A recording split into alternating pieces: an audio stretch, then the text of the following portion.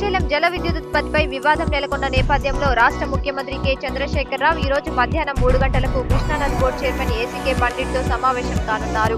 ఆంధ్రప్రదేశ్ చేస్తున్న ఆరోపణలు సత్యదూరమని పూర్తి వివరాలతో సహా ముఖ్యమంత్రి వివరించనున్నారు. అమెరికా విదేశాంగ శాఖ మాజీ మంత్రి హిల్లరీ క్లింటన్ కు ప్రధాని నరేంద్ర మోదీ పుట్టినరోజు శుభాకాంక్షలు తెలిపారు. ఇవాళ ఆయన తన ట్విట్టర్లో ట్వీట్ చేశారు. హిల్లరీ ఆరోగ్యంగా చిరంజీవిగా ఉండేలా దీవించాలని భగవంతుని ప్రార్థించారు. విద్యాసంస్థల విభజనపై సోమవారం 2 రాష్ట్రాల విద్యా మంత్రులు జగదీష్ రెడ్డి, గంటా శ్రీనివాసరావు భేటీ కానున్నారు.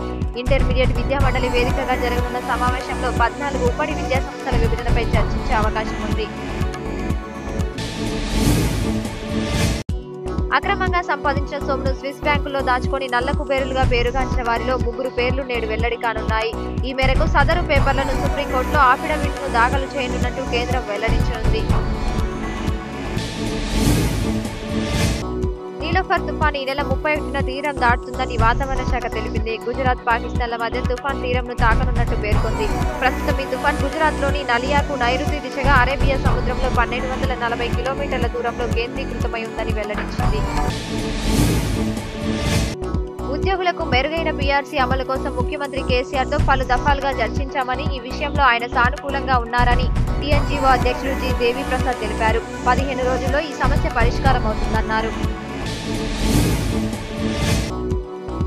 అల్పపీడన ద్రోణి కారణంగా తెలంగాణ జిల్లాలో భారీ వర్షాలు కురిసే అవకాశం ఉన్నట్లు వాతావరణ శాఖ వెల్లడించింది. హైదరాబాద్తో పాటు తెలంగాణలోని పలు జిల్లాల్లో శనివారం సాయంత్రం నుంచి ఎడతెరిపి లేకుండా వర్షం కురుస్తూనే ఉంది. ఈ వర్షాలు మరో 3 రోజులు ఇదే పరిస్థితి కొనసాగనున్నట్లు వాతావరణ శాఖ స్పష్టం చేసింది. తెలంగాణ బ్రాండ్ అంబాసిడర్ సానియా మిర్జా ఖాతాలో మరో టైటిల్ గెలుచుకుంది. సానియా మిర్జా తొలి WTA టైటిల్ను గెలుచుకుంది. సింగపూర్లో జరిగిన WTA మహిళా టెన్నిస్ టైటిల్ పోరులో సానియా మిర్జా కారాబ్లాక్ జోడీ విజయం సాధించింది.